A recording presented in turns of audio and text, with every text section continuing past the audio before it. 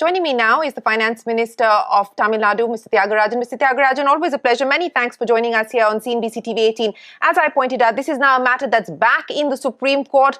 In 2013, we had seen the Supreme Court decline to intervene, saying that this does not amount to bribery or a corrupt practice under the People's Representation Act. This committee that the Supreme Court has now said will be set up to look at the way forward. I want to get your first thoughts on this reverie culture debate that the Prime Minister has talked. I feel like I'm watching a farce play out. I think all reasonable people can easily understand what Ms. Iyer, Mr. Roy, Mr. Qureshi has said. All of these are logical, thoughtful, based on the Constitution, based on rational thinking, based on statistics. And what we have playing out in the Supreme Court is a farce.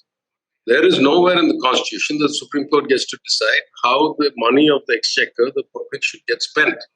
All of a sudden, I don't understand what new constitutional amendment has been perceived by the Supreme Court, where they think it's their business to decide how elected officials should spend the money of the public. I don't understand how the same Prime Minister who talks about freebie culture, his biggest state in the country, his Chief Minister, has announced free bus rides.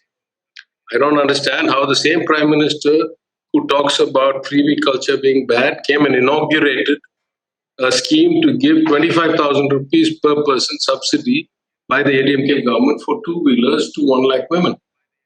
This is just pure politics trying to divert from the main issues. And any statistic anywhere will tell you that this is complete farce. There's no greater value to it than farce. It's like a bad comedy.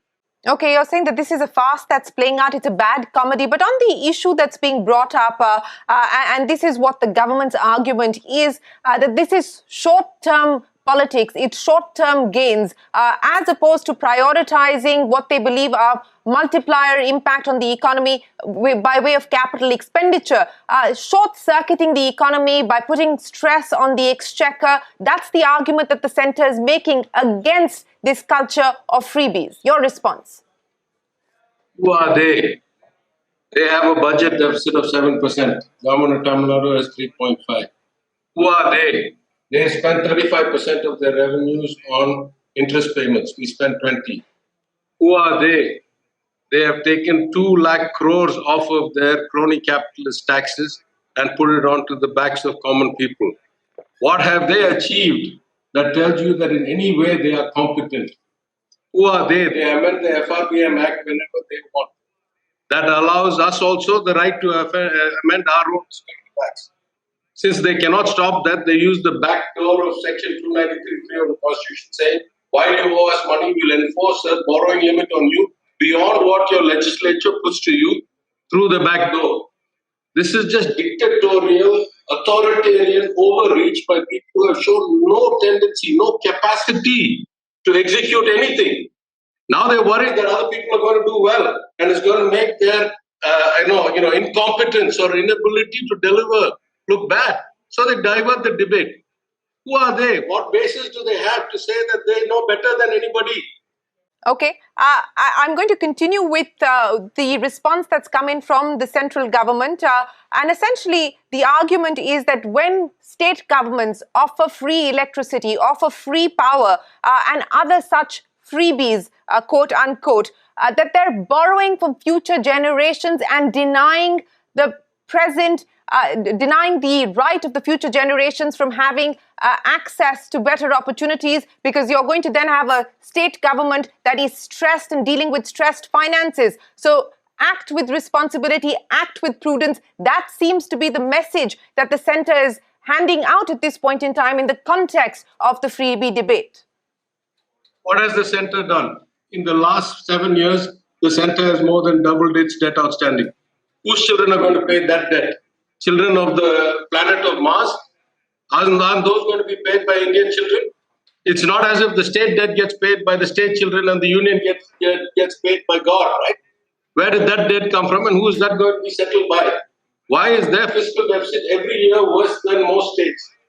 Why is their devolution to the states continuously reducing every year by the increase of cesses and surcharges, and they're not able to give the fair share that the Union Finance Commission said they should give? I mean, it's a farce. I don't know what else to say.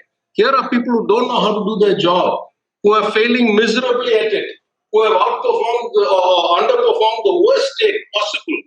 Now trying to dictate to us as if they are the guardians of all that is good and right. They are the guardians of all our children and are worried that the parents are going to be profligate. The grandparents are now going to tell us how to do it right. The grandparents have been more profligate than the parents. Who are they to tell us anything? So what do you believe is the way forward, Mr. Thiaga Rajan, if a legal solution is not the answer, as is very clear from the conversation that we were having just before you joined us? What do you believe is going to be the way forward to settle this issue? As best I can tell, Shireen, the Constitution of India still applies. The Constitution of India, with all the amendments up till today, still applies.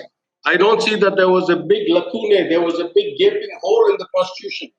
The Union controls the states down to the last rupee of borrowing through 293.3.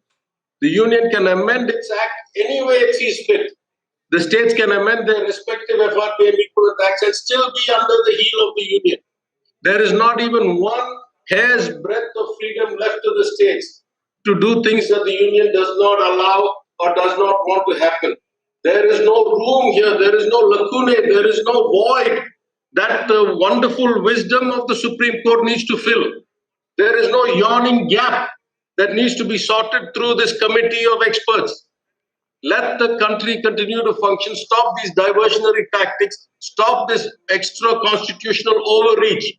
Nobody appointed the Chief Justice of the Supreme Court as the guardian of the people's wealth. The Constitution says the legislature approves the expenditure of money, not the Supreme Court, not the High Court. The legislature approves the expenditure of money, the legislature of elected representatives. Let them do their job. If there are excesses, the Union is more than equipped to control them, but they have to start with their own balance sheet and their own financial performance first. It's like people who are failing at 8th class telling college students, no, you better study harder and get a PhD.